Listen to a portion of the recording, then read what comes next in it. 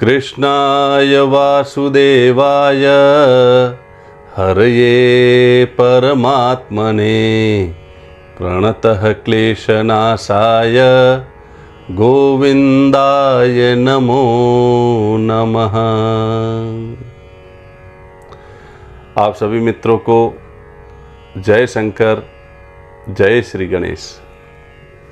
मित्रों, जैसा कि आप और हम सभी जानते हैं कि इस बार कृष्ण जन्माष्टमी का महोत्सव पूरा भारतवर्ष मनाने जा रहा है। लेकिन जब जब भी कोई त्यौहार हमारे भारत में आता है तो उन त्योहारों को लेकर एक विडंबना और एक संशय सदैव बना रहता है कि हम इस त्यौहार को कब मनाएं, किस समय में मनाएं और किस तिथि में मनाएं। इस बार भी कृष्ण जन्माष्टमी महोत्सव को लेकर बहुत सारे संशय लोगों में फैल गए हैं। कई दिनों से बहुत सारे भक्तों के फ़ोन और मैसेजेस मेरे पास आ रहे थे कि महाराज जी, हम कृष्ण जन्माष्टमी कब मनाएं। कोई बोल रहे हैं कि 6 सितंबर को मनाइए और कोई कह रहे हैं कि 7 सितंबर को मनाइए। अब आप ये बताएं कि हम कृष्ण जन्माष्टमी कब मनाएं। तो मित्रों, आप सभी की इसी समस्या का समाधान करने के लिए आज मैं प्रामाणिक रूप से ज्योतिष और हमारे पंचांग के प्रमाण को साथ लेकर आया हूं और मैं आपको प्रमाण सहित बताऊंगा कि हमें कृष्ण जन्माष्टमी महोत्सव कब मनाना चाहिए, जो कि शास्त्रीय विधि सम्मत हो और हमारे सनातन धर्म की परंपरा के अनुसार मान्य भी हो। मित्रों, जैसा कि आप और हम सभी जानते हैं कि हम जब भी कोई त्यौहार मनाते हैं तो उनकी तिथियों का निर्णय हम पंचांग को देख करके करते हैं। तो इस बार 6 सितंबर को कृष्ण जन्माष्टमी महोत्सव और 7 सितंबर को भी कृष्ण जन्माष्टमी महोत्सव हमें पंचांग में देखने को मिल रहा है।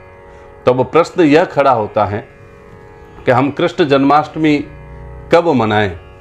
तो अगर हम शास्त्र की बात करें, अगर हम श्रीमद् भागवत महापुराण की बात करें, तो उन शास्त्रों के प्रमाण में यह कहा गया कि जब भाद्रपद मास की कृष्ण पक्ष की अष्टमी तिथि थी, चंद्रमा रोहिणी नक्षत्र में थे और चंद्रमा वृषभ राशि में गमन कर रहे थे, उसी समय रात के ठीक 12 बजे भगवान श्री कृष्ण प्रकट हुए थे। भगवान श्री कृष्ण अवतार लेकर के आए थे। अगर हम शास्त्रों के इस प्रमाण को सही माने और शास्त्रों के इस प्रमाण की गहराई में जाएं, तो इस बार यह संजोग पंचांग की मान्यता के अनुसार 6 सितंबर को ही घटित हो रहा है, क्योंकि 6 सितंबर को दोपहर में 3:40 से अष्टमी तिथि आरंभ हो जाएगी, यानी कि सप्तमी तिथि 3:40 पर खत्म हो जाएगी और 3:40 से यानी कि अगले 1 मिनट से ही अष्टमी तिथि आरंभ हो जाएगी, जो कि भाद्रपद मास कृष्ण पक्ष की अष्टमी तिथि कहलाएगी। और साथ ही कृतिका नक्षत्र तो 6 सितंबर को सुबह 9:20 तक ही रहेगा और सुबह 9:21 से रोहिणी नक्षत्र प्रवेश हो जाएगा और साथ ही चंद्रमा भी वृषभ राशि में ही गमन करेंगे। अगर हम पंचांग के इस विवरण को देखें, पंचांग की इस मान्यता को देखें, तो 6 सितंबर को रात्रि में ये तीनों संजोग घटित होते हुए हमें दिखाई दे रहे हैं, यानी कि भाद्रपद कृष्ण पक्ष की अष्टमी तिथि, चंद्रमा रोहिणी नक्षत्र में और वह भी वृषभ राशि में, और रात के ठीक 12 बजे हम कृष्ण जन्माष्टमी महोत्सव मना सकते हैं और हमें शास्त्रीय प्रमाण के आधार पर इसी समय कृष्ण जन्माष्टमी महोत्सव मनाना चाहिए। अब रही बात 7 सितंबर की, तो 7 सितंबर का विवरण पंचांग में इस प्रकार से लिखा कि 7 सितंबर को सुबह 10:25 तक ही रोहिणी नक्षत्र रहेगा। उसके बाद रोहिणी नक्षत्र खत्म हो जाएगा और अष्टमी तिथि भी 7 सितंबर को दोपहर में 4:15 पर समाप्त हो जाएगी। और रही बात चंद्रमा के वृषभ राशि की, तो वो भी 7 सितंबर को रात्रि में 11:15 तक ही वृषभ राशि में रहेंगे। यानी कि 7 सितंबर को रात्रि को 12 बजे न तो अष्टमी तिथि रहेगी, ना चंद्रमा रोहिणी नक्षत्र में रहेंगे और ना ही रोहिणी नक्षत्र उस समय रहेगा। इसलिए अगर हम शास्त्र की बात माने, पुराणों की बात माने, तो हमें जो शास्त्र में लिखा कि भाद्रपद कृष्ण पक्ष की अष्टमी तिथि रोहिणी नक्षत्र चंद्रमा वृषभ राशि में और रात के ठीक 12 बजे कृष्ण जन्म मनाना चाहिए, तो मैं सभी भारतवासियों से कहना चाहूँगा कि यह संजोग 6 सितंबर को रात्रि को 12 बजे घटित हो रहा है। अब रही बात संशय की, कई लोग कहते हैं कि नहीं, हम सूर्योदय की तिथि को ही मानते हैं, तो उसमें भी कोई बुराई नहीं है।